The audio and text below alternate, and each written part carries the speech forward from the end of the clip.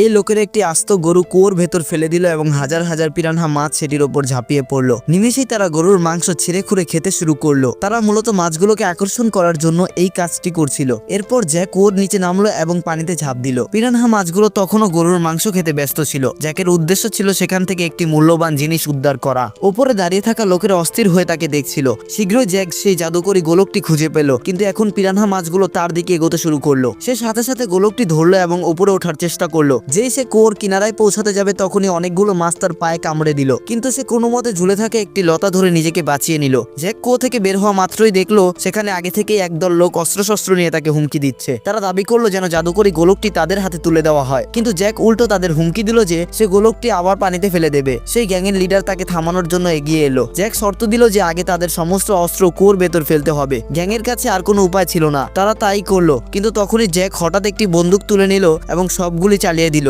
গুলি শেষ হওয়ার পর সে শত্রুদের ট্রাক ব্যবহার করে সেখান থেকে পালিয়ে গেল।